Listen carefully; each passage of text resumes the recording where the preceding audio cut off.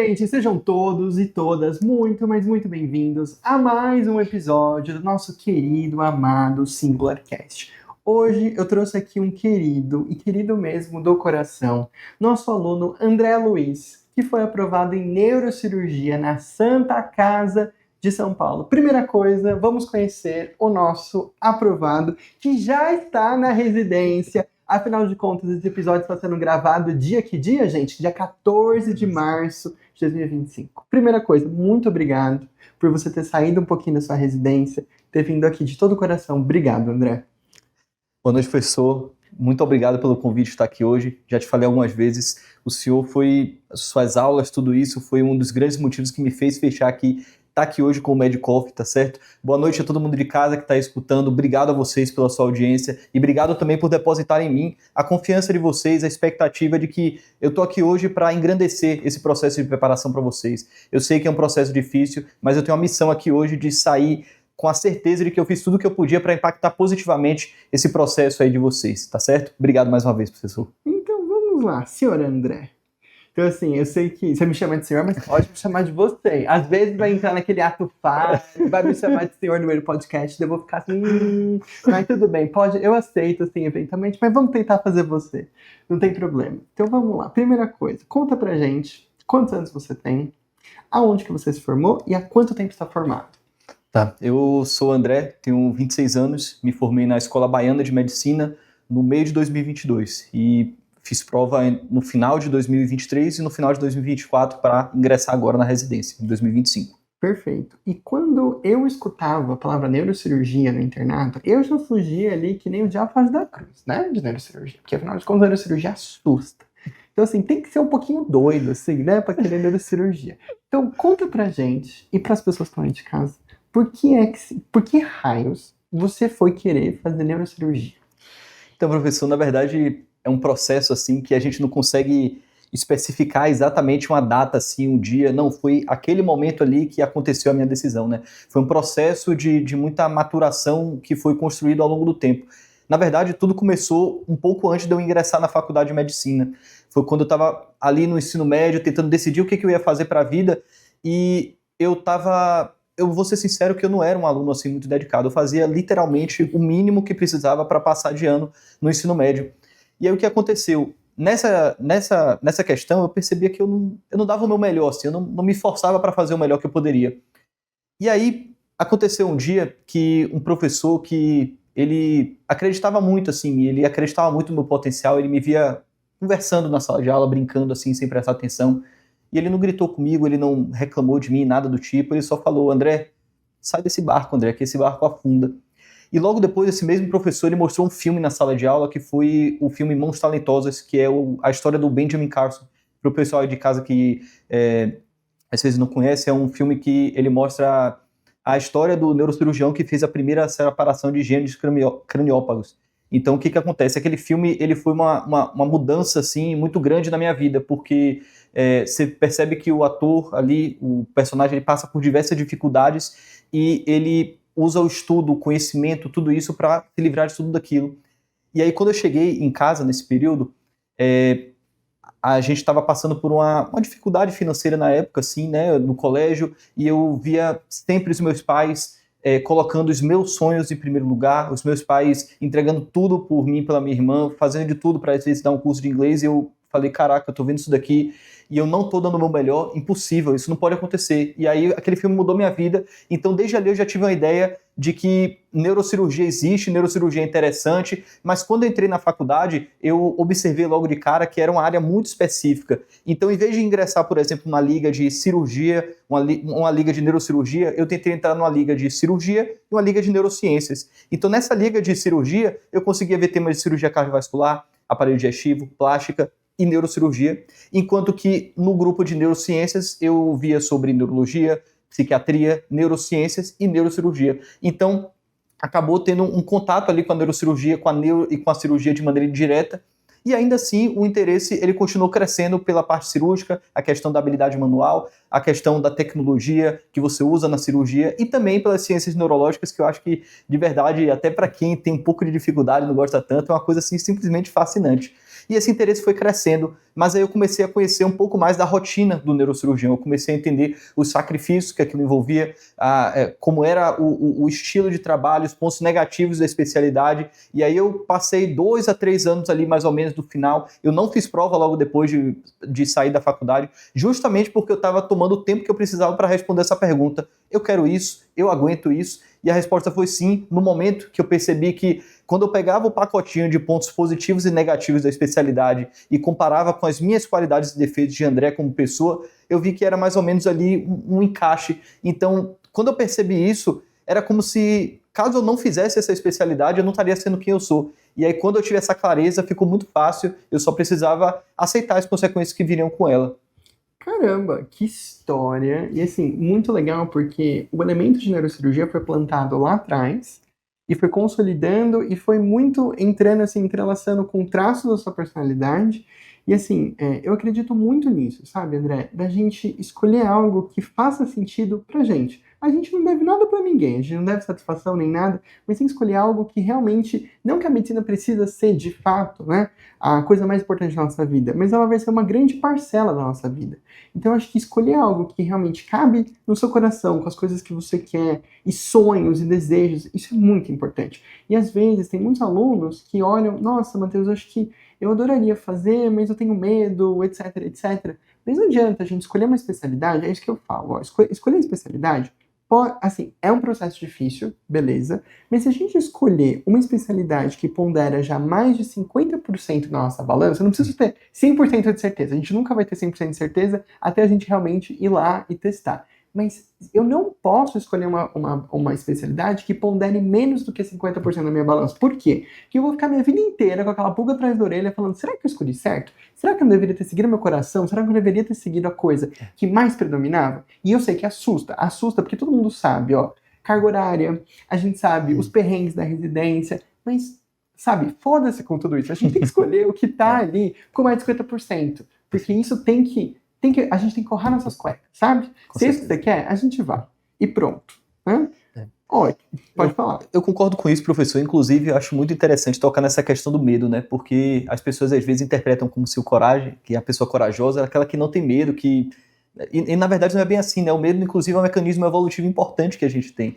O medo, ele na verdade, assim, quando eu ouvia, assim, os residentes, mas não vai aguentar, mas vai fazer prova só em São Paulo, mas... Nossa senhora, a neurocirurgia é muito pesado, mas o paciente é muito grave. É claro que você ouve as histórias da carga horária, tudo isso, você fica, nossa, preocupado, será que eu aguento? Você fica com medo, mas o medo eu nunca deixei ele me limitar de tomar nenhuma decisão. Ele nunca pesou na balança, porque eu sei que você precisa ter essa coragem de vencer o medo, né? De enfrentá-lo para você poder chegar onde você quer, né? Então eu não queria deixar de fazer alguma especialidade, alguma área, porque eu acho que eu não consigo. Eu iria pelo menos tentar, sim, e aí realmente, caso não seja o estilo de vida que não se adequa aos meus princípios, aí de fato eu iria escolher outra área, mas nunca seria por medo, por achar que eu não consigo, por será que eu vou passar, será que não vai dar? É claro que esses pensamentos acontecem, esses pensamentos eles passam pela nossa cabeça, mas eles nunca devem ser aqueles que deixam a gente estagnado, eles nunca devem ser crenças limitantes pra gente, né? Exato, e falando em crença limitante, a gente tem que lembrar que muita gente idealiza o primeiro contato, no sentido que você vai lá, e se for pra ser, se for a sua, entre aspas, vocação, então você vai chegar lá já na primeira possibilidade, assim, naquela liga acadêmica, e de já chegar arrasando, sabe? Com aquela habilidade técnica e tudo. Mas, gente, é habilidade. E se é uma habilidade, a gente vai aperfeiçoando. Às vezes o aluno chega, eu já escutei muito disso, Matheus, eu quero uma especialidade cirúrgica, mas eu fui lá operar no porquinho, e eu tremia, e eu não conseguia fazer as coisas direito, e eu fui dar o ponto, escorreguei, e todo mundo riu. Mas tá tudo bem, porque é uma habilidade. E quando a gente olha as pessoas que a gente acha que são, nossa, aquele cara opera super bem, vai lá perguntar pra ele já tá treinando isso há mais tempo. Então a gente tem que tomar muito cuidado também. Eu nunca falei isso no episódio, mas acho que isso é extremamente importante para vocês que querem colocar a mão em campo cirúrgico. A habilidade, ela é ensinada. E se ela é ensinada, ela pode ser aperfeiçoada com o esforço. A gente tem muito a ideia que existe uma vocação, etc. Não só eu, como toda a comunidade científica não concorda com isso. É teoria do mindset. Bom, beleza, falamos bastante sobre escolha de especialidade. E uma das coisas que eu quero falar aqui é do amadurecimento de estudo. Porque a gente vem com muito a ideia que existe uma receita de bolo para estudar e que se a gente seguir essa receita de bolo vai dar certo. Só que é óbvio que essa receita de bolo, ela pode até existir em linhas gerais, mas ela precisa ser personalizada, ela precisa ser, eu não sei nem como usar a palavra singularidade num verbo, mas a gente precisa tornar ela verdadeiramente singular. E uma coisa muito legal da sua trajetória, que eu tenho um spoiler porque eu te conheço, mas que a gente foi evoluindo no sentido do que fazia sentido, o que deixou de fazer sentido, e você ganhou em 2024 um jogo de cintura muito grande. Um jogo de cintura que te possibilitou, inclusive, falar, cara, apesar de existir um cronograma, eu vou seguir o que eu acho que é melhor para mim. Vamos falar um pouco sobre, na verdade, não ainda 2024, mas pensar em 2023 para a gente ter um panorama e como é que a gente olhou 2024 tendo vivido 2023. Perfeito. Professor, o ano de 2023, eu acho que, assim, eu já, desde antes de começar minha preparação, eu tentei fazer muito, como se fosse um meta-estudo, assim. Então eu estudei muito sobre como estudar. Eu coloquei o ego de lado, assumi que eu não sabia realmente nada disso e comecei a procurar fontes diversas mesmo. Não só, por exemplo, de residentes que tinham sido aprovados, mas também de lá dos Estados Unidos, o povo se preparando para a residência, e estudantes de ensino médio do Enem, como que eram as estratégias que eles faziam para ter aquelas notas muito grandes, concurseiro de às vezes, da área jurídica, por exemplo, assim, concurso público, eles têm muito a ensinar a gente, então eu realmente tentei, eu já entrei no ano de 2023 sabendo o que são horas líquidas, já sabendo o que era um estudo ativo, então eu já tinha esses princípios assim na minha mente, mas claro que a gente comete muitos erros ao longo da preparação, e um desses eu acredito que foi sobre isso do cronograma. Uma das coisas que me deixava muito incomodado, olhando para trás agora que eu mudei em 2024, era que em 2023 eu sentia que eu fazia o que estava lá escrito para eu fazer. Só que na minha cabeça, eu sentia que talvez adotar outra estratégia de estudo ali no momento me seria mais frutífero. Vou te dar um exemplo. Vamos supor que eu estava lá numa terça-feira de tarde, estava livre, poderia estudar, tudo tranquilo. E aí no meu cronograma estava que eu tinha que revisar o assunto de endometriose. Mas poxa, da última vez que eu revisei endometriose, eu acertei 80%, 90% das questões de O. Qual seria o sentido de revisar esse assunto assim tanto, né? Mas na semana anterior eu tinha feito um simulado que eu tinha errado, por exemplo, questão de rastreamento de câncer de colo uterino, que é um assunto que cai muito, que você tem que decorar, que tem que revisar bastante. E aí eu não ia revisar o câncer de colo uterino, que na minha cabeça eu tava, poxa, eu preciso olhar isso. Mas vai chegar a hora no cronograma. Não, eu olhava a parte de endometriose. Em 2024 eu mudei isso. Em 2024 eu fiz um pouco mais sobre demanda. Eu preciso te interromper isso. Desculpa, mas isso daí é uma pérola. Isso daí é o que eu sempre falo. Porque assim, cara, não é só porque todo mundo usa uma tabela de revisão intervalada que ela funciona, assim, linda na teoria, mas na prática, os temas se acumulam, a gente gasta tempo olhando coisas que não necessariamente vão trazer tão benefício. O real, assim, claro que eu não vou falar nem 880 aqui, que a gente tem que individualizar. Mas você deu uma chave que quem está escutando precisa tomar muito cuidado e prestar atenção nisso. Antes vale eu usar o meu cérebro do que simplesmente delegar a responsabilidade do que é que eu preciso fazer hoje para algo que foi claramente feito para facilitar a nossa vida, mas não é algo pensante. Então, você tinha, assim, uma boa analogia que eu vou dar. Você entrar numa casa onde está tudo sujo, está literalmente tudo sujo. Eu posso limpar o teto ou eu posso limpar o chão. Mas se eu limpar o teto e continuar com o chão sujo, não faz sentido nenhum, porque é lá onde eu vou passar. Então, primeira coisa, se você já sabe que o chão tá sujo, e você sabia porque você fez um simulado ali, e tinham coisas que eram super importantes, que eram, prevalentes, 2, que você não sabia que você tinha errado, cara, aqui estava claramente falando, vamos estudar isso em detrimento de algo que, embora o algoritmo estava lá falando para mim, né, que eu tinha que revisar, não fazia sentido nenhum. E os alunos se apegam muito com essas ferramentas que não tem vida, não tem personalização, não tem cérebro pensante por trás. Desculpa, eu precisava interromper porque é uma das coisas que eu sempre quis falar. E assim, então, assim, perfeito, casou super bem. Desculpa, continue. Por nada, professor. Inclusive, isso até me lembra até um outro ponto que eu acho importante falar de 2023, que eu acho que, às vezes, as pessoas, elas elas terceirizam, elas delegam muito a preparação delas para outras pessoas. E eu sempre tentei ser muito proativo, tá ali no controle realmente, entendendo o que está acontecendo. Não, mas eu vou revisar tal coisa, mas por que eu vou revisar? E tal assunto cai mais aonde? Eu vou fazer que provas aqui? Será que isso daqui é essencial mesmo? E em 2023, um erro que eu percebia que eu cometia muito, que eu acho que o pessoal aí ansioso de casa vai se identificar, é que o senhor deu o exemplo de limpar o teto da casa e o chão. E acontecia que em 2023, muitas vezes eu tentava limpar o chão e o teto ao mesmo tempo. Então, quando chega perto das provas, a gente vê aqueles 1000 cursinhos intensivos que está lançando e revisão de sei lá o quê, e você tem que estudar tal assunto e véspera de prova você tem que revisar tal coisa. E isso daí acabava me deixando de uma maneira que eu perdi a calma para fazer as coisas. Eu sempre tive muito essa característica de estudar sem agonia, estudar ali tranquilo, e eu percebia que mais lá para o final do ano eu já tinha me deixado levar assim pela agonia, e eu estava fazendo mais pela quantidade, não pela qualidade. Para te dar um exemplo, em outubro ali, chegou até uma semana que eu fiz uma prova por dia, às vezes 2 provas por dia, assim. Então não tem como você corrigir isso com qualidade. Pois é. Não tem. E eu acho que esses foram os grandes erros assim que eu cometi ao longo do ano.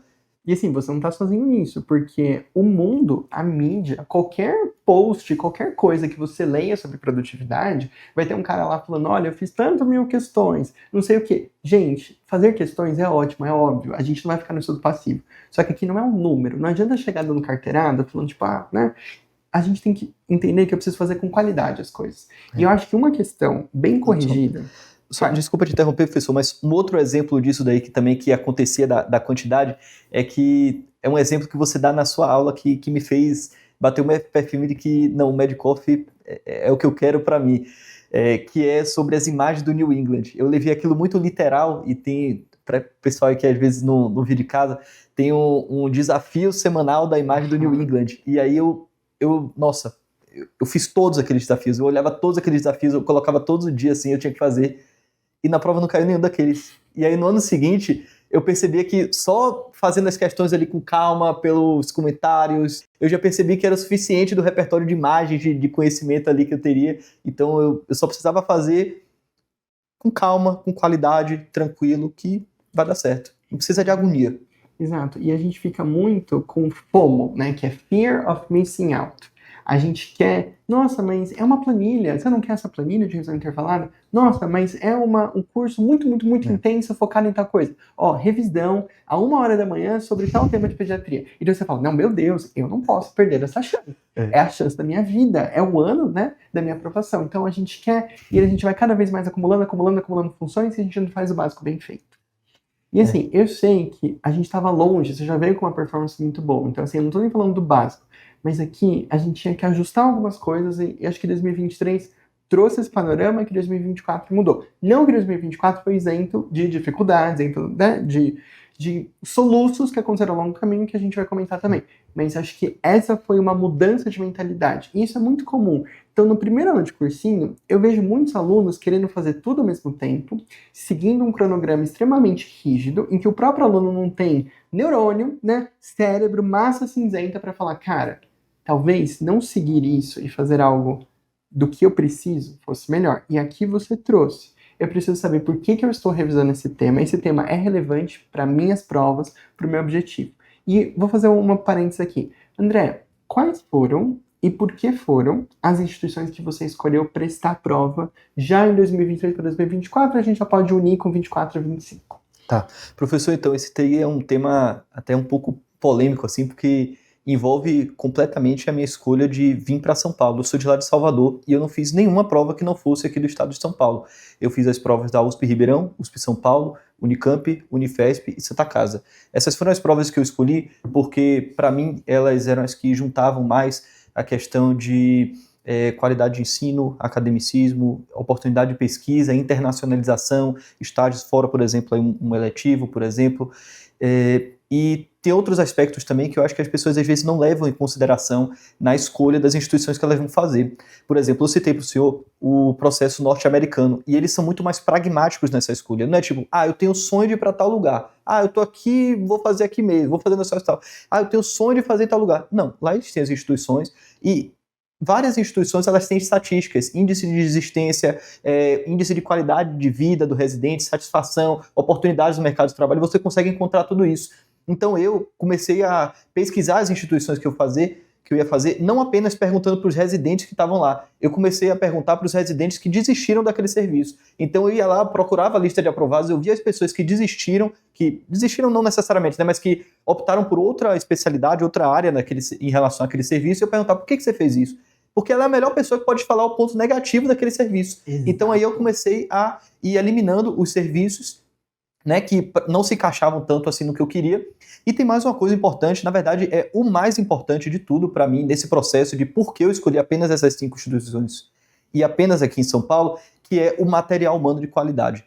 Eu não tenho problema de trabalhar muito das horas do estudo, tudo isso, do medo, enfim, que a gente conversou aqui, mas uma coisa que iria me corroer completamente é eu não estar num lugar com pessoas que eu enxergue que são melhores do que eu. Eu não estar com pessoas que são incríveis, pessoas que me inspiram. E, claro, tem residentes, tem médicos incríveis na cidade que eu me formei lá em Salvador. Tem pessoas assim fenomenais, eu tive ótimos exemplos. Mas vamos concordar, a cultura geral em São Paulo, o ambiente que você está aqui em São Paulo, ele é diferente. E na residência agora eu estou encontrando exatamente isso. Meus colegas, até um abraço aí para eles, Eric e Renan, são 2 dos melhores residentes que eu já vi. E é exatamente o que eu queria. Eu quero estar com pessoas que são melhores do que eu. Porque elas têm às vezes em conhecimento você pode ser melhor do que elas, mas às vezes em proatividade, em oratória, tem várias características que fazem um bom residente e eu quero ir pegando essas características para mim para que isso possa me impulsionar na melhor carreira que eu possa atingir.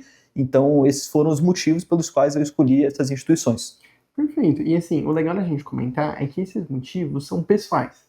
Que a gente não é obrigado a ter os valores nem motivos das outras pessoas, mas o que a gente é obrigado é respeitar os nossos valores. Então, se isso é importante para você, André, você fez super certo em não prestar uma instituição que para você não faz sentido. O que a gente vê muito são residentes eu tô falando, que entraram em serviços que não queriam, que não, assim, não tô falando, isso a gente tem que tomar muito cuidado, né, com a escolha de palavras, porque aqui existem diferentes objetivos de vida. Não necessariamente uma instituição menor não vai conseguir oferecer o recurso, o treinamento para a pessoa se formar. E se formar bem. E tá ok. Só que às vezes a gente quer um academicismo, a gente quer alguma coisa específica, porque isso é você. Isso não necessariamente é o João ou é o outro André que não é o André Luiz, o André Pedro, por assim dizer, né? Só que a gente precisa entender que eu vou ser frustrado se eu não respeitar esses princípios. Se eu não pegar esse core do que é esse elemento e colocar ele em prática. E daí a gente se ferra na vida. Então, gostei disso, que você não foi morno. Você falou, não, é isso que eu quero, eu vou comprar e vou até o final. Pronto. Pois é, e a prova do quanto isso é uma escolha pessoal é que tem instituições que eu nem sequer estudei a prova, nem sei como é que é a prova direito, que é o sonho de várias outras pessoas, que várias outras pessoas sonham que querem entrar nesses locais aqui. Então, assim, é uma escolha realmente muito pessoal, mas que você é a única pessoa que pode tomar decisão. Entra novamente aquela questão que eu falei da proatividade no seu processo, né? Você não vai, deixa eu ver o ranking aqui das melhores instituições, deixa eu ver as instituições aqui que fulaninho passou para eu escolher. Não, você vai escolher ali, ó, dedo a dedo, a que for melhor para você, né? E eu ouvi muitas vezes que, nossa, mas... Porque no total eu estava concorrendo ali a um pool assim, de 12 vagas ali mais ou menos, se juntasse as 5 instituições. Aí eu ouvia, nossa, era o que eu mais ouvia. Mas não é melhor você ampliar um pouco os seus horizontes? E se você pegar um plano B? Não tem plano B. É isso daqui que eu quero fazer. E se eu tiver que apodrecer aqui no cursinho, vai ser isso, porque com certeza é melhor você estudar mais um ano do que você, às vezes, sei lá, no congresso ali da sua especialidade e ver pessoas que você se sente inferior, você sentir que, às vezes, você não teve a melhor formação que você poderia, você tem que sentir que você tem que dar um gás muito maior para poder se inserir no mercado. Com certeza isso daí, ao longo prazo, vai se compensar esse esforço a mais de você estar ali na instituição que você vá se sentir realizado, né? E que oferece o que você procura. Isso, e acho que essa palavra é a chave, oferece o que você procura, porque não necessariamente a gente vai procurar as mesmas coisas, né? Beleza, agora vamos falar um pouquinho sobre rotina, né? Então a gente falou um pouco sobre geral, né? Como é que foi a transição 23 para 24. Agora, entrando em 2024, você foi um aluno que conseguiu não trabalhar em 2024? Professor, eu tive um privilégio muito grande de contar com o apoio dos meus familiares, mas Eu trabalhei sim, mas eu consegui trabalhar uma carga horária muito controlada e que me permitia performar da melhor maneira possível nos meus estudos.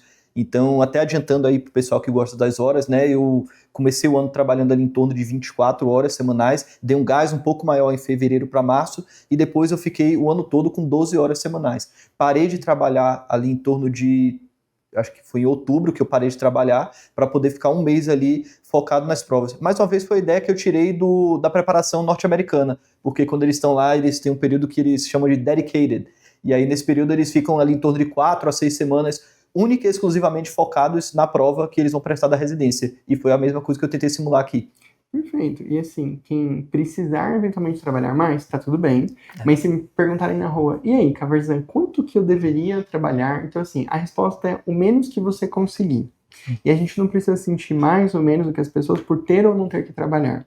Só que se a gente for pegar de uma maneira geral, eu acho que um bom corte é até 30 horas semanais. Se a gente conseguir, né? Então, com 30 horas eu consigo fazer 2 de 12 e 1 de 6. Né? Perfeito. Assim, tá bem, às vezes, e a gente tem que entender que quanto mais eu gasto de cartão de crédito, mais eu gasto de coisas, mais eu tenho que trabalhar para pagar aquilo.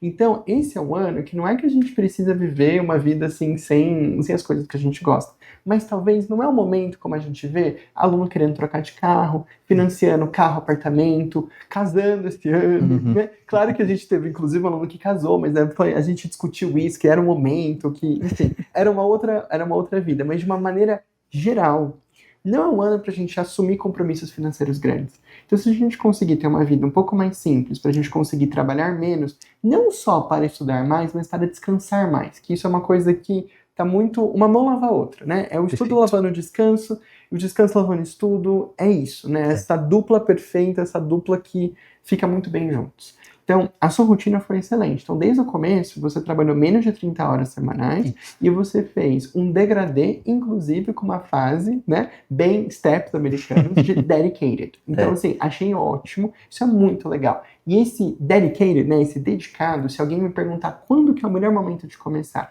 se eu fosse, né, se eu tivesse essa opção, eu colocaria ali de 10 a 12 semanas antes da nossa prova. Pensando que a maior parte das provas daqui, né, pensando em Sudeste, começam ali primeira semana de dezembro, as grandonas, algumas acontecem um pouquinho antes, por exemplo, a Unicamp, a USP Ribeirão acontecem em metade de novembro, mas se me perguntasse na rua, Matheus, uma boa data para eu parar, então a gente poderia pensar setembro, outubro, novembro. Setembro, outubro, novembro podem ser meses cruciais na nossa preparação. Então, se possível, evitar de viajar. Tem muita gente que faz, nossa, Matheus, eu vou viajar, passar 15 dias na Disney. Quando? Ah, setembro. Setembro, outubro, Não tem problema, se isso for acontecer, a gente dá um jeito. Mas se der para não acontecer isso, porque uma das coisas que mais impacta, isso daqui é uma coisa muito legal a gente comentar, é a mesma coisa de um atleta chegar nas Olimpíadas e falar, cara, o que eu tô fazendo aqui? Quem é que eu estou enganando? Essa última preparação dedicada, esse dedicated, ele é importante para reforçar a sua identidade como aprovado. De você ter aquela sensação de você chegar na porta de prova não arrogante, do tipo, sou melhor que as outras pessoas, não é isso que eu tô falando, mas você chegar na porta de prova tendo, assim, plena consciência que nas últimas semanas você se dedicou muito, você fez o que você pôde. Se isso vai ser suficiente ou não para passar, deixa o universo decidir. Mas naquele momento você se sente apto para chegar lá e falar, vou dar meu melhor. Porque tem muitos alunos que antes mesmo de entrarem na porta de prova já desistiram. Já falaram que, nossa, eu já estou até pensando nos plantões que eu vou ter que dar para pagar o cursinho do ano que vem. Pois é, isso da carga horária é muito importante, o número, né, o número de horas que você vai ter que trabalhar por semana. Só que tão importante quanto, eu acho que até mais, na verdade, professor, é a previsibilidade. Então tem que ser um ano que as coisas são previsíveis. Você vai trabalhar, sei lá, 40, 50 horas semanais? Reduz se puder, claro, cada um com sua realidade, mas se não puder reduzir, pelo menos que isso seja previsível, que seja nos mesmos dias, nos mesmos turnos, tudo isso, porque assim você consegue montar uma rotina de estudo. E é o principal, você ter essa previsibilidade. Outra coisa importante também sobre isso, que foi mencionado da confiança, eu concordo demais, porque tem gente que realmente escreve o nome ali no gabarito, e antes de sequer o gabarito ele ser analisado lá pela gráfica, né, do ABCDE, a pessoa já não passou. E isso dá pra gente ver de maneira objetiva. Quando eu estava analisando as provas das grandes de São Paulo, eu observei que cerca de 60% ali da prova, 50% a 60%, era composto de questões que são relativamente ali fácil para médio, fácil, que você consegue matar vendo as provas dos anos anteriores. Em torno ali de 10%, mais ou menos 20%, seriam as questões que são difíceis, questões que são bem difíceis assim, que você vai precisar ter feito uma prova de R+. Essas são as questões que você parar o primeiro, o segundo colocado, aquela pessoa que às vezes ali ficou por uma do corte, aquela pessoa que... O chute também, ele entra nessas questões, nas questões impossíveis, mas a magia, professor, ela acontece ali naqueles 20% a 30%, que são as questões que você fica na dúvida de duas. Essas questões que você fica na dúvida de duas, aí que realmente a confiança ela vai entrar. Porque se você é uma pessoa que às vezes não está muito ali, você sente que não deu o seu melhor, você entra ali para fazer a prova e você não tem a clareza na sua mente de que você deu o seu melhor, que você fez tudo o que você poderia ter feito na sua realidade para atingir o resultado que você quer, você não vai ter um desempenho bom nessas questões, porque você vai ficar mudando, você vai ficar, mas essa daqui, mas eu marquei, eu troco. Quantas histórias, professor, você já ouviu de pessoas que, mas eu ia passar, mas aí eu troquei a alternativa, aí eu fiquei por uma. Essas histórias tristes aí é o que mais tem. Então, assim, você precisa ter essa clareza ali no dia, você precisa ter essa mente tranquila para fazer a prova de que você deu o seu melhor, porque isso é o mais importante no final das contas e é onde a magia vai acontecer. Naqueles 20% a 30% é o que vai colocar você para estudar mais um ano ou então para viver a residência que você tanto está buscando aí. Perfeito. E quando a gente fala, né, fiquei em dúvida entre duas, a gente pensa que, putz, eu tenho que chutar, etc, etc. Mas tem formas, tecnicamente falando, da gente chutar com maior probabilidade de acerto. Isso que a gente comenta em algumas das aulas da mentoria, de como a gente estrutura o enunciado, como é que a gente digere esse enunciado. E é óbvio que quanto mais corpo eu tiver, mais tempo de voo, né, de treino, de um piloto que voou bastante e ele se sente capaz, é a mesma coisa, até assim, a mesma coisa, né? Não sei, nunca dirigi um avião, mas acredito que se eu estou lá e acontece alguma coisa, além das minhas horas de voo, se eu me sinto preparado, não, ó, Matheus, lembra o seu treinamento, você treinou bastante, você consegue dar conta dessa intercorrência. E daí vai. Uma das coisas que isso eu consigo falar, que embora eu não tenha sido piloto, eu fui residente. E como residente de clínica, muita coisa já passou pela minha mão. E uma das coisas que eu nunca vou me esquecer, assim, ó, tem um estágio de clínica que a gente roda num hospital universitário, né, que fica na cidade universitária, e quando dá ali meia-noite, o assistente vai dormir e você, como R2, você fica como chefe do pronto-socorro de clínica. E às vezes chegam uns casos cabeludão, assim. E óbvio que você pode ligar para o assistente, mas às vezes você precisa resolver ali. Então eu lembro até hoje, chegou um estado de mal, daqueles horríveis, uma paciente obesa, que eu falei, meu Deus do céu, eu preciso fazer alguma coisa. E assim, até chamar, eu falei, não, respira fundo, calma. Você sabe lidar com o estado de mal. Você sabe até o protocolo se a gente não conseguir acesso. Eu já sei o que eu ia fazer. Sabia tudo. Eu falei, Matheus, você dá conta. Daí eu comecei assim, a respirar fundo. Falei, interno, você vai fazer isso, você vai fazer isso. Chegou a enfermeira, chegou o técnico. Daí eu falei, cara, conduzi um estado de mal. Entubei uma paciente obesa. Foi tudo tipo liso. Nem acordei o assistente. Cara, tá certo. Foi nos melhores momentos, assim, aquele ápice da residência, sabe? Quando você sai, tipo, aquele momento meio Grey's Anatomy, assim. E eu falei, cara, isso é muito legal, mas isso acontece com o quê? Com horas de voo. E a mesma coisa na prova, a gente precisa ter... E assim, não é uma das coisas importantes. O medo a gente vai sentir, que tem muito aluno, André, que idealiza a prova da aprovação. Ele acha que quando for a prova dele, que ele não vai sentir medo, que ele vai responder todas as questões de A a Z e não vai ter dúvida em nenhuma. Mas não. A gente vai ter dúvida, mesmo na prova em que a gente vai ser aprovado. Com certeza. E a gente vai errar coisas, e a gente vai ficar, meu Deus, mas o que vai diferenciar é o sangue frio, é o sangue de barata, Perfeito. da gente ir de uma questão para outra, sem levar a carcaça do passado, deixar o passado no passado. Perfeitamente, professor. E eu até acrescento a sua fala que, às vezes, não é só estudo. Infelizmente, tem os intangíveis, as coisas que a gente não pode controlar no dia da prova. Vou te dar um exemplo com toda a humildade que eu posso oferecer, é que eu precisei de sorte para passar na prova da Santa Casa. Teve uma questão que eu acertei que foi única e exclusivamente um chute, assim, mas foi, por exemplo, o chute que me faltou porque eu fiquei por uma questão na USP Ribeirão. Então, assim, essa sorte, ela é o seu dia ali, sabe? É o seu dia e, assim, muitas vezes pode ser que você não percebeu ali, você acha que foi mal na prova e quando você olha para trás, você percebe que realmente era para ser, assim, sabe? Era para ser. Então, tem muitas variáveis que entram aí, sabe? Tem muitos aspectos que eles entram nessa análise. E até comparando com o ensino médio, né? A gente tenta analisar um pouco, fazer esse traço comparativo, né? Com o ensino médio, que a gente estudava física, matemática, biologia. A gente conseguia dar conta do conteúdo de maneira completa, assim, né? A gente conseguia ver tudo que ia cair Agora, na prova de residência, não. tem como. A gente tem dificuldades, a gente tem fraquezas, e o que a gente pode fazer é diminuir essas fraquezas, diminuir as fenestras que a gente tem ali naquela muralha, né? Na expectativa de que elas não sejam expostas no dia da prova. Mas você vai para a prova com fraqueza, você vai para a prova com medo daquele assunto ali, aquele assunto que você acha que poderia ter revisado um pouco melhor. Então, assim, isso sempre vai acontecer porque o conteúdo é infinito. Infinita, a medicina é infinita. E, na verdade, mesmo que a gente pode até pensar que a medicina é finita hoje, mas um segundo depois ela já não é mais a finita de antes. Então já tem uma nova atualização, já tem uma nova coisa. Mas olha o quanto que a gente foi de digressão, vamos voltar para a rotina. Então a gente falou do trabalho, vamos falar agora de horas de estudo. Então, assim, vamos colocar em perspectiva, tá? Óbvio que vão ter aquelas semanas que a gente vai fazer mais e aquelas semanas que a gente vai fazer menos. Mas, numa média, como é que funcionava uma semana de estudo? Assim, você organizava... Como é que era a organização de um dia normal para o André Luiz, sem trabalho?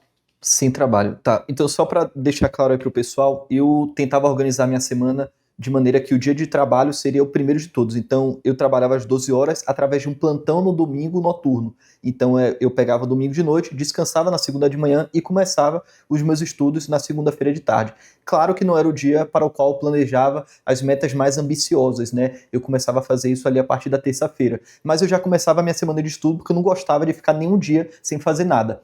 Então, em termos de horas, que foi a primeira pergunta feita, eu tentava sempre ficar em torno de 4 a 6 horas diárias. Eu sei que isso pode ir contra alguns estereótipos que o pessoal tem, né, de que o aprovado ele faz 8, 9 horas. Mas isso não existe. Pois é, exatamente, exatamente. Eu percebia que o número legal ali para mim era ficar... Raramente eu estudava menos do que 3, 4 horas diárias, a não ser que eu tivesse doente, alguma coisa do tipo, porque isso vai acontecer ao longo do ano.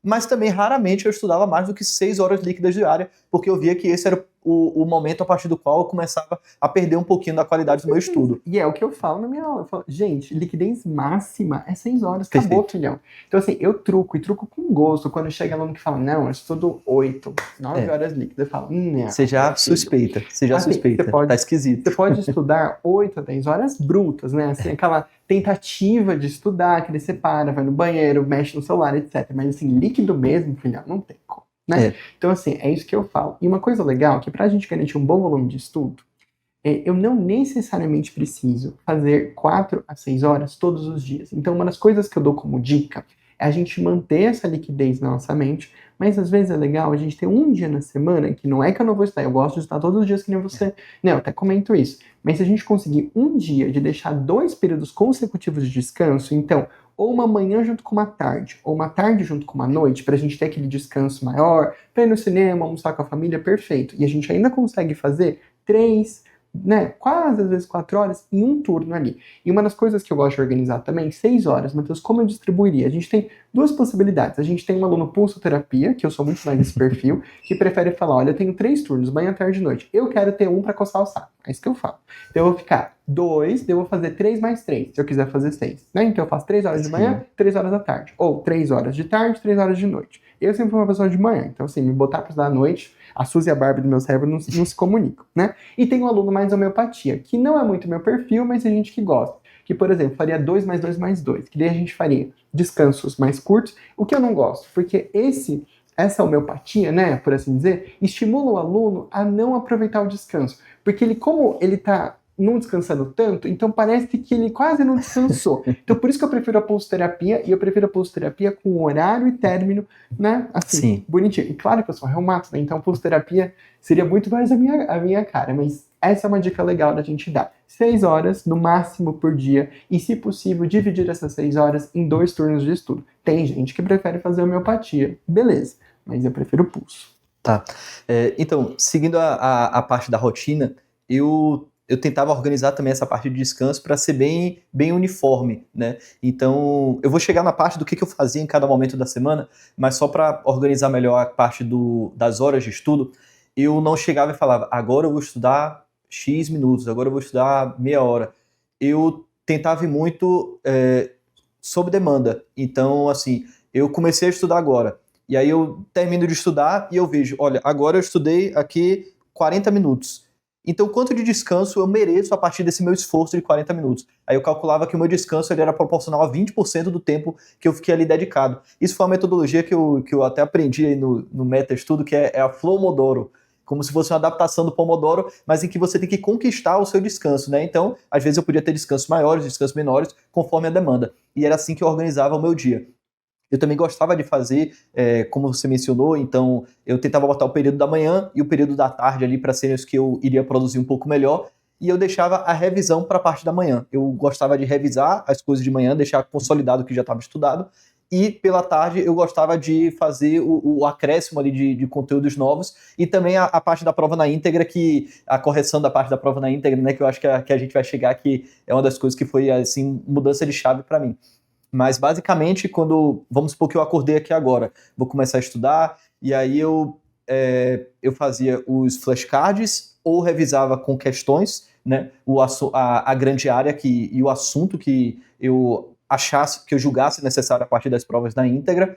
Eu ia almoçar, descansava, gostava de ir para academia ali no horário do almoço, e durante a tarde, depois de estar tranquilo, com a mente tranquila, eu tentava pegar os conteúdos novos. E aí até uma coisa muito importante, porque eu sei que o pessoal, quando ouve conteúdos novos, já pensa leitura, aula, aí acha que é um estudo passivo. Mas, na verdade, eu tentava transformar o meu estudo a todo tempo em um estudo ativo. Então, assim, é verdade que a aula, ela tende a ser mais um estudo passivo, né? Mas você fazer as questões que o professor coloca durante a aula, o professor pausou, em vez de você ir e chegar e simplesmente ruminar a informação que lhe foi passada, né? Você tenta pensar, poxa, eu entendi isso daqui, eu estou entendendo essa imagem. Muita gente assiste a aula e copia o gráfico, coloca no resumo, copia, coloca no flashcard. Então, assim, tenta entender aquele gráfico, tenta explicar o gráfico para você mesmo. Eu tentava fazer isso durante as aulas e acabou que eu consegui transformar as aulas indiretamente ali numa metodologia ativa também, né? Eu acho que, inclusive, os professores do Medicoff, eles facilitam muito isso, especialmente a parte da GO. Eu acho que eu cheguei a calcular na época que eles tinham, acho que a cada 43 segundos da aula, algo assim, eles colocavam uma questão. Então é uma coisa assim absurda. Tem muita questão mesmo na aula e eu tentava, além de fazer essas questões, pausar, raciocinar, entender ali a resposta, né? Fazer o flashcard de cada coisa ali que está sendo mencionada para depois eu verificar o que é importante, depois eu revisar. Então era mais ou menos assim que eu organizava o meu dia, revisando, né? De manhã eu gostava de revisar os assuntos, eu fazia questões, eu fazia flashcards, e de tarde eu gostava de ver conteúdos novos aí através de uma aula e também corrigir as provas na íntegra, que eu dividia por grande área, né? Então, segunda era meu dia de revisar a GO de manhã, terça-feira preventiva, pediatria na quarta, enfim, não exatamente assim, né? Mas essa era a minha ideia. Eu gostava de revisar uma grande área a cada dia. Isso, e daí a gente tem duas coisas muito legais pra gente comentar. Primeira coisa, não fazer como Netflix. Então, assim, se for pra interagir com a aula toda, e digo, por exemplo, para os alunos deste ano, né, 2025, a gente faz Coffee Express, a gente tem aula de aprofundamento. Se você for ver a bendita da aula de aprofundamento, se você achar isso custo efetivo, na verdade tempo efetivo, que você faça, não como Netflix, já faz como o André falou. Tipo, pausa, olha aquela questão, responde a questão antes do professor, já localiza as palavras-chave, já deixa ali quase engatilhado, assim, né?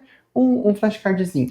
Então tem muita gente que fala, eu vou fazer flashcard depois da aula. Menino, quem que está enganando? Não vai fazer, não vai fazer. Se você não fizer durante, você não vai fazer depois. Depois, você parar um tempo só para criar flashcard. Esquece. É quando você está fazendo a questão, quando você está fazendo a aula, enfim. É você transformar.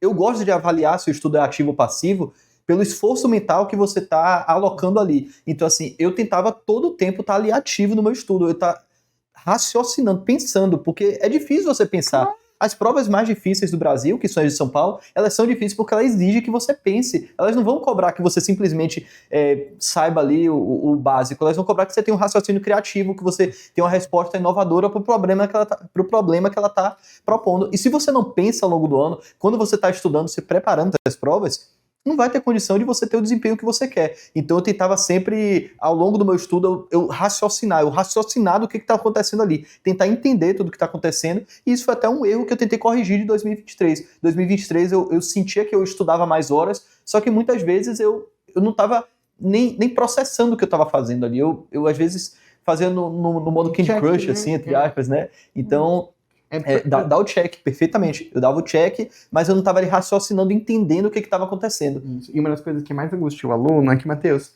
se eu não entrar no modo Candy Crush, que eu adorei isso, né? Se eu não entrar nesse modo automático, eu não consigo completar o cronograma. Então, mas calma aí, quem é que é o problema, então? Se o problema é o cronograma, vamos rasgar o cronograma, gente. Não tem problema nenhum. Eu não tenho medo de sair e fazer coisa. Assim, fazer o que não tá naquele limite daquele município. Porque a gente tem que ver a pessoa, né? Segunda coisa que eu queria falar naquela sua fala. Então a gente começou, né? Falando que se for para interagir com conteúdo passivo, que não seja Netflix. A gente falou disso. E uma outra dica que você deu, que eu também comento nas aulas, mas eu dou um exemplo bem assim, ó. Se a gente pode correr com vento no nosso rosto versus correr com vento, né, soprando as minhas costas, qual que eu vou escolher? Então, assim, se você é uma pessoa de manhã, priorize conteúdo ativo nessa hora.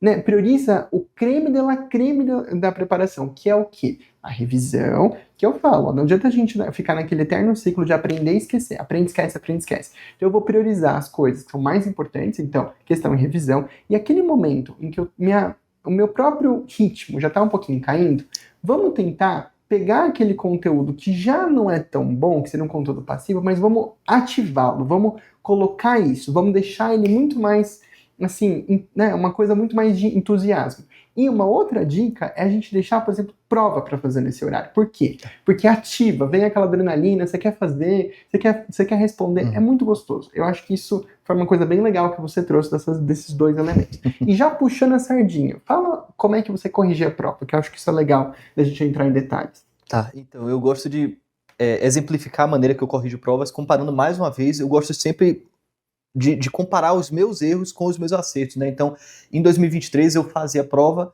e corrigi ali no mesmo dia, eu sentia que era uma correção insuficiente, vamos usar essa palavra, não aprendia tanto e na prova seguinte eu errava as mesmas coisas. Talvez porque, enfim, diversos fatores entram aí, né? Mas em 2024 eu adotei uma estratégia diferente. Eu escolhia fazer a prova na íntegra no dia da semana em que eu tendia a estar mais cansado. Por quê? Porque assim eu conseguia simular alguma condição do dia da prova que, por exemplo, não consegui dormir. Eu, por exemplo, fui fazer a prova da Unifesp, eu fui fazer, eu quase não dormi na noite. Mas eu já estava acostumado com isso, porque eu fazia a prova logo depois do meu dia do plantão. Então eu fazia a prova depois do plantão, uma noite com privação de sono, para tentar simular as piores condições possíveis para ver como seria o meu desempenho. E aí E também dá uma ativada, né? Porque... Perfeitamente, perfeitamente. E aí eu ia corrigindo a prova ao longo da semana. Eu adotei essa estratégia porque eu percebi que funcionava melhor para mim do que corrigir um turno só. Eu acabava ficando muito cansado, eu acabava perdendo a qualidade do meu estudo, né? Então eu colocava, eu fiz a prova na segunda-feira, terça-feira eu corrijo uma grande área, quarta-feira outra, quinta-feira outra, porque assim fica muito mais palpável, né? Você imagina, nossa senhora, você tá aqui na terça-feira, eu vou corrigir 100 questões. É quase você ler um livro inteiro de comentário, de aprendizado, de conteúdo, é muito denso. Mas quando você separa em 5 dias e faz um para cada grande área, acaba ficando uma coisa muito mais palpável, muito mais plausível, que você olha, poxa, não vai ser fácil, mas eu vou conseguir fazer isso daqui, né? Então essa era a maneira assim, que eu tentava organizar. Mas claro, tem que ser uma coisa que você vai levar a sério, tem que ser uma coisa que você vai fazer de maneira disciplinada. Você não pode só porque foi mal na prova, então não vou corrigir não. Não, é aí que você realmente tem que atacar o seu erro, você tem que realmente ir ali onde você está errando, porque se você não fizer isso daí toda semana, os seus erros eles serão expostos no dia da prova. E eles voltam para puxar seu pé depois, volta. E assim, isso que você comentou é muito legal, tá? Porque não existe uma resposta certa ou errada, né, de quanto tempo, de como é que eu devo corrigir, mas você trouxe uma estratégia muito interessante. Da mesma forma como eu falei do picadinho de prova em outros podcasts, aqui é o picadinho da correção. Né? Então a gente pode fazer o picadinho, então segunda-feira é uma grande área, né? Isso daí funciona super bem, mas costuma funcionar melhor para os alunos que conseguem equilibrar pratos.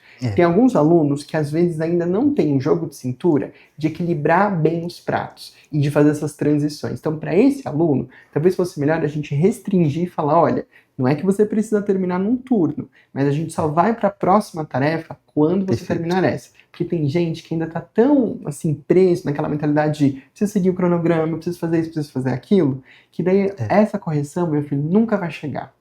Mas como você é um aluno que é um equilibrador bom, isso funcionou super bem. E uma outra coisa que eu vou falar, se a gente puder escolher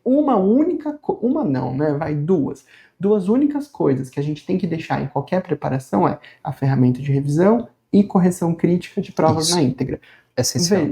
A gente não tem como. Eu consigo me preparar bem sem as aulas de um cursinho? Consigo. Desde que eu tenha uma ferramenta de revisão e um banco de questões muito bem detalhado. Então, por isso que eu não tenho medo de abandonar aulas ao longo da preparação, porque eu sei que o banco de questão é a raiz junto com uma ferramenta de revisão. E aqui, óbvio, quando a gente fala de ferramenta de revisão, a gente tem que falar de flashcard. E aqui a gente não vai falar de flashcard que os outros fizeram, a gente tem que falar dos flashcards que a gente fez.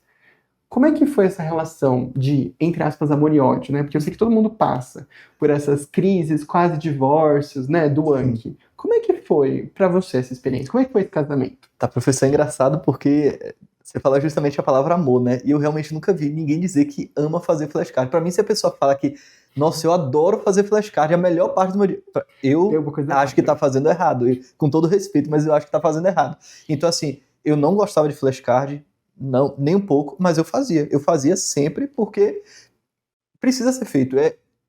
Existem vários estudos aí, ao longo dos anos, assim, evidência científica de qualidade mesmo, que os flashcards são uma maneira excelente de revisão, e não só eles, mas a questão de metodologia ativa de você saber revisar, né? Então você ter um flashcard bem feito, um flashcard que foi você que fez, eu acho essencial. O aplicativo Anki, né? Você configurar ele da maneira que fique mais adequada para você criar os seus flashcards com o seu erro, né? Mais uma vez, assumindo o protagonismo da sua preparação, eu acho assim importantíssimo. Então, respondendo sua pergunta, não gostava de fazer flashcard, eu não gostava nem um pouco, é muito desagradável, mas eu fazia sempre, porque tem que ser feito, é simples. Se você só fizer o que você quer fazer, o que é legal, o que é agradável, desculpa. Que é muito mais fácil delegar e falar, Matheus, eu vou comprar um banco de flashcard pronto. Beleza, ok. É melhor do que nada, melhor do que nada. Perfeito. Mas se a gente fala, se eu quero sair do lugar comum, quero ir em direção a alta performance, não tem, Perfeito. Assim, você quer moleza? Não tem aquela frase, você quer moleza? Senta no pudim, mas assim, não dá, gente. Assim, não adianta. Isso é uma das coisas que eu mais bato na tecla e eu puxo a orelha de uma forma carinhosa dos alunos.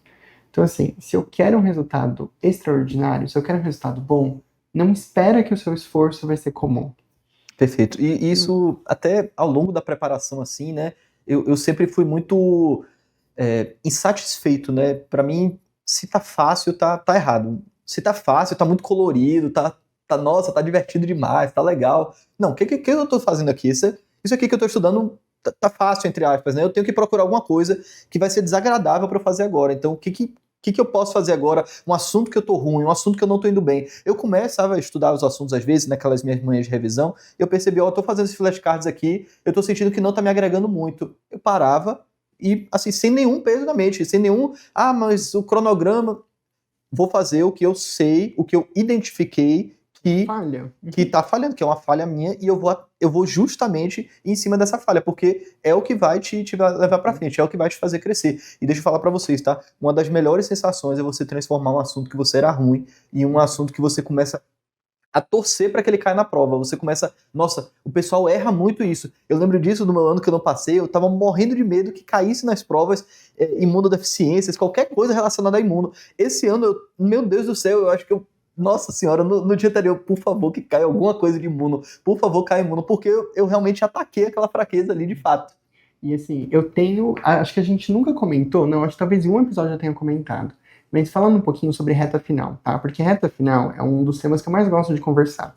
Para mim, não existe melhor reta final do que a gente pegar uma prova, fazer a prova e não é porque uma tabela de revisão fucking intervalada me falou que eu preciso revisar. Não é isso. Peguei essa prova, fiz a prova, vou pegar os erros que eu cometi, vou corrigir bem esses erros. E a partir desses erros que me mostram aonde está sangrando no meu campo cirúrgico, putz, se eu tenho uma coisa que eu sei que está sangrando, por que é que eu vou buscar outro foco para estancar? Então, na reta final, que eu gostava, que eu sempre até gostava, né? Recomendo isso para todos os alunos. Pega aquele erro, corrige, mas não deixa. Eu fiz a sutura, beleza, fiz a sutura em todos, né? Pensando no flashcard de conteúdo explicativo. Eu fui lá e suturei epidemia clínica geral de tratamento de, por exemplo, imunodeficiência como um variável. Beleza. Perfeito. Ok. Só que agora é reta final. Então, como é reta final, eu vou pegar essa sutura que eu fiz e eu vou estressar ela imediatamente. Deixa eu ir lá no meu QBank, fazer mais questão de imunodeficiência para eu ver se eu acho outras questões de CV, de imunodeficiência como variável, e eu quero ver as outras imunodeficiências. Por quê? Eu quero ver se essa sutura aguenta a tensão. Será que tem alguma outra nuance de CV que talvez eu não tenha me tocado, que eu preciso saber? E eu quero saber os diferenciais de CV. Será que eu aprender deficiência de GA será que eu aprender a gama ligada ao X não seria uma coisa legal para eu começar a ter mais corpo? Para mim, essa é a essência da reta final. Esquece, joga fora, assim, risca assim, tipo, rasgue revisão intervalada aqui no sentido clássico da palavra. Porque aqui a gente já tem, você já sabe o que você está errando. Isso Exatamente. aliado com o flashcard, que todo dia vai estar lá, mostrando o que, te dando um tapa na cara todos os dias, daí fica uma reta final muito boa. Exatamente. E não só isso, mas se você fizer esse processo de ativamente buscar os seus erros e tentar corrigir as suas fraquezas, né, e tentar corrigi-las, vai acabar que na reta final você não vai precisar inventar a roda. Às vezes o pessoal fica tornando essa reta final muito mística. Não, porque na reta final eu vou fazer isso, eu vou mudar tal coisa, eu vou ouvir tal live, eu vou ouvir tal coisa. Faz a mesma coisa que você fez ao longo do ano inteiro. Claro que você vai precisar, provavelmente, ali, intensificar a quantidade de horas, de questões. É natural que esse processo vai acontecer, tá? Mas assim, se você fizer aquilo que você fez ao longo do ano com qualidade, com calma e sem agonia, a reta final vai seguir os mesmos princípios que você fez o ano todo. Você vai expor fraquezas e resolvê-las. Foi isso que eu fiz o ano todo. Resumindo, meu estudo o ano todo. Expus fraquezas e resolvi elas. Isso. E daí tem só uma única diferença na reta final. Que, graças a Deus, já não existe a porra do conteúdo passivo. Porque uma das coisas que eu mais tenho dificuldade é convencer o aluno que ele pode abandonar o conteúdo passivo. Só que aqui na reta final, ele já se deu conta, porque já acabou o cronograma. Né? Em teoria, já teria acabado. Então aqui eu consigo pegar ele e falar, cara, vamos fazer isso de ativo? Daí o carro anda. Então, ó, Exatamente. A gente comentou sobre rotina de trabalho, comentamos sobre rotina de estudo, comentamos sobre horas líquidas, comentamos sobre como corrigir provas, que ferramentas a gente utilizou. Então, assim, André, a gente falou muita coisa interessante. Tem alguma outra coisa que você queira citar, que você acha, assim, essencial para a gente deixar registrado, assim, nesse podcast? Alguma outra ferramenta, alguma outra estratégia, alguma dica, assim, valiosa, antes da gente ir para uma outra parte da nossa conversa? Tá, professor, eu queria retornar a falar um pouco mais sobre cronograma, porque eu sei que isso é muito ansiogênico para o pessoal, então eu acho que vale a pena a gente gastar um pouquinho de tempo aqui, né? Então eu queria falar para o pessoal mais ou menos como foi que eu fiz o meu cronograma, como eu organizei ao longo do ano de estudo, né? Porque às vezes o pessoal olha, nossa, muitas horas de aula, e eu nunca tive essa agonia de, não, eu preciso terminar o cronograma exatamente na data que tá. Eu olhei aqui o cronograma, ó, essas aulas aqui, esses assuntos, eu acho que eu vou demorar aqui em torno de X dias para fazer. E aí eu comecei a olhar todo o mapeamento ali de como era o cronograma do extensivo do Medicoff, e aí eu estimei que o tempo médio ali para eu completar cada um dos blocos seria em torno de 2 dias. 2 dias por bloco por grande área. Então, 2 dias por bloco 1 de GO, 2 dias por bloco 1 de PED, 2 dias por bloco 1 de clínica e 2 dias por bloco 1 de cirurgia. E preventiva também, né, claro. E aí, ao longo do ano, eu fui seguindo isso. Se vocês juntarem tudo, fizerem a matemática, são 24 blocos, 5 grandes áreas, vezes 2 dias de cada, isso dá 240 dias. É mais do que o suficiente para você estudar ali com calma, sem agonia, de fevereiro, que foi mais ou menos quando eu conversei, até ali em torno de outubro, mais ou menos, vai dar esse período. Então, assim, você não precisa fazer com agonia, você não precisa ficar pensando, mas tem blocos de cirurgia que são muitas aulas, vai dar muito mais do que 2 dias. É verdade, mas também tem blocos de preventiva que é, às vezes, uma aula de 40 minutos que você vai matar em menos de um dia de estudo. Então você consegue ir equilibrando, e foi assim que eu consegui lidar com o cronograma, né? Eu vi como funcionava melhor para mim e eu tentei adequar a minha realidade do que eu achava que eu conseguiria fazer e do que seria melhor para mim, né? Mas eu também conheço pessoas que foram aprovadas fazendo o cronograma certinho, na mesma data ali. Conheço pessoas que não seguiram cronograma nenhum, pessoas que nem sequer viram aulas e tiveram resultado. Então, assim, isso é uma coisa muito variável. Eu tô dando um exemplo aqui porque pode ser que funcione para outras pessoas, sim, pode ser uma inspiração para elas montarem o cronograma delas, né? Mas, assim, é claro que vai de cada um, né? E outra coisa que eu acho interessante falar também é sobre o aspecto do descanso que você tinha comentado, né? De que tinha que colocar uns 2 turnos ali para o descanso. E isso é interessante que, mais uma vez, eu volto à questão de o meu estudo e toda a minha preparação em 2024 ele ser conforme demanda. Então eu não separava, o sábado de noite é religiosamente o meu descanso. Domingo de manhã eu vou estar dormindo, não vou acordar, não vou estudar. Eu não deixava assim, eu tentava, essa semana daqui, como é que vai ser a minha semana? Eu já tinha uma previsibilidade maior. Então, essa semana daqui eu vou ter um compromisso na quinta-feira de noite, tudo bem, então eu não vou planejar nada de estudo para quinta-feira de noite, sabendo que futuramente eu vou ter que compensar aquilo em outro turno. Mas é sempre isso, você vai conquistando os seus descansos, né? Eu gostava de encarar dessa maneira. Isso, assim, o que eu sempre comento, a rotina, ela tem que caber no pé. Ela tem que ser aquele sapato que não tá nem apertado, nem tão justo. Porque às vezes você não vai ficar o dia inteiro na fila ali e de repente aquele pezinho vai dar aquela inchadinha. Ele precisa comportar aquele inchaço. Porque a verdade é que o pé vai inchar em algumas semanas. Tem semanas que vai estar frio e que você vai ficar com o pezinho pra cima, que não vai inchar. Mas você pegar aquele dia quente, vasodilatado, você ficar em pé o dia todo, o pezinho vai dar uma inchada. Então, se você tiver aquele sapato que pode ser lindo, maravilhoso, mas é extremamente rígido, você vai sofrer. Então, a gente precisa de uma flexibilidade. Então, eu gosto da gente deixar possíveis já períodos, mas eu tenho que ter uma flexibilidade mental para saber, putz, casamento de fulaninho de tal. Ah, eu não posso perder, então tudo bem. Mas a gente vai compensar antes. Olha, esse final de semana é o churrasco do aniversário do meu pai. Tá bom? Então a gente vai mover seu descanso para lá, a gente tem que ser flexível e a gente tem que compensar isso tudo depois.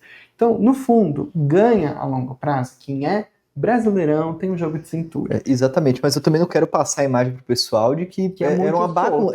Também não pode ser assim. É uma coisa assim que, por exemplo, eu fazia uma daquelas salinhas de estudo, né? E o pessoal ficava brincando, ficava me chamando que era um robô, porque eu fazia tudo assim no mesmo horário, mas eu também tinha essa flexibilidade para às vezes conseguir sair um pouco mais cedo, às vezes ficar até um pouco mais tarde, então essa flexibilidade daí é muito importante, mas claro, você tem que ter uma rotina assim, base para você seguir, né? Então você tem que ter um horário que você pretende dormir, você tem que saber que horas do dia você funciona melhor, você tem que saber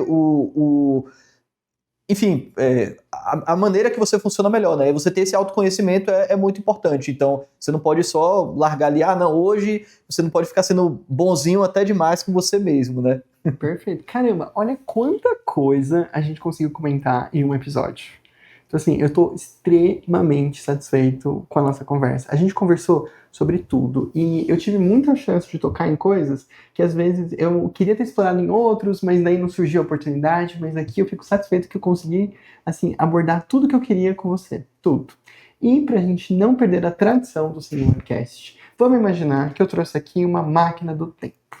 E que o André, não digo nem o André prestador de prova, eu já estou falando do André Luiz, residente de neurocirurgia, em pleno março de 2025, vai entrar nessa máquina do tempo, vai voltar, não vai ficar no passado, porque a gente quer ficar em 2025, mas a gente vai chegar lá em março de 2024, e a gente vai encontrar o Andrezinho em 2024, e vocês vão poder trocar algumas palavras.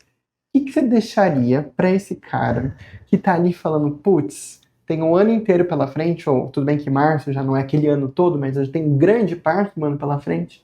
O que você gostaria de ter se escutado, assim? Dá uma dica, assim. Pode ser do coração, pode ser uma técnica de estudo, pode ser alguma coisa que a gente até já tenha falado aqui. Tudo bem.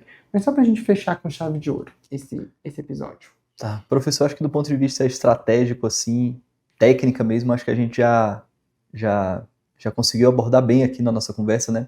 Então eu vou estender a minha fala não só ao André de 2023, mas a todas as pessoas que às vezes estão aí passando por uma dificuldade, estão achando esse processo difícil, né? Para qual câmera eu posso olhar aqui? Aqui pode olhar para essa daqui, ó. Pronto. Então eu queria falar para você que está aí nesse processo de preparação para a residência, para você que, de verdade, você pode estar sentindo que você não sabe nada agora. Provavelmente você pode ter tentado prova no passado e não teve o resultado que você queria. Você pode estar se sentindo péssimo agora, pode estar se sentindo um lixo, de verdade, que não sabe nada, que precisa reorganizar tudo, que precisa adotar 1000 estratégias diferentes. E eu queria dizer para você tomar cuidado com isso, porque muitas vezes você pode estar sendo um pouco injusto com a imagem que você vê no espelho, porque o mais importante é você ter a sensação de que você está dando o seu melhor, você está fazendo o que você pode dentro da sua realidade, tá certo? E para você, André, de 2023, o que eu posso te dizer, meu amigo, é que você é mais inteligente do que você diz ser, você é mais forte do que você aparenta ser, você é mais corajoso do que você acredita ser. Faça as pazes com a imagem que você vê no espelho e continue dando o seu melhor, porque o seu futuro será muito frutífero, já que com paciência e disciplina, eu acredito, e eu sei que você também acredita, que dá para conseguir qualquer coisa na vida. Obrigado. Olha só, eu que agradeço essa grande, ilustre participação. E lembrando que essa mensagem não é só para o de 23, é para o de 24 também, e até um pouquinho para o de 2025 também, porque isso que você falou não é só para você, é para todo mundo que está lá em casa. Porque às vezes a gente precisava escutar isso. Porque a gente idealiza muito, né, o estar aqui hoje. E assim, é óbvio que a gente não pode esquecer de todas as horas de esforço que a gente se empenhou, mas a gente não pode esquecer que é possível. E se é possível, é através do esforço. E será que tem alguém que, eu sei que, né, assim, obviamente, né, você já me falou que a gente queria falar sobre isso, mas tem alguém que você queria agradecer no episódio de hoje? Professor, eu estaria sendo injusto se eu fosse mencionar aqui todas as pessoas que me ajudaram, então eu agradeço a todos os meus amigos, todo mundo que contribuiu nessa jornada para mim, vocês foram essenciais. Eu acredito muito naquela conversa de que você é a média das 5 pessoas com quem você mais convive e, assim, vocês foram essenciais para mim. Muito obrigado mesmo a todos os meus amigos, todo mundo, minha namorada que participaram comigo desse processo, né? Então, assim, mais claro que eu não tenho como deixar de destacar minha família, meus pais, minha irmã. Vocês muitas vezes colocaram os meus sonhos acima do de vocês. Vocês muitas vezes, pai, mãe, obrigado por todo o esforço que vocês fizeram em nome da minha educação.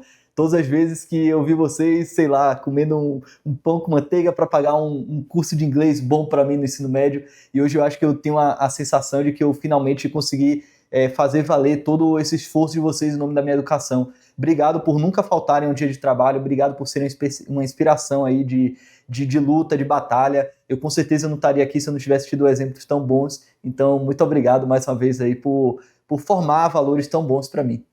Muito bom. E sabe quem eu queria agradecer também? Queria agradecer as pessoas aí de casa que estão nos assistindo, seja no YouTube, seja no Spotify.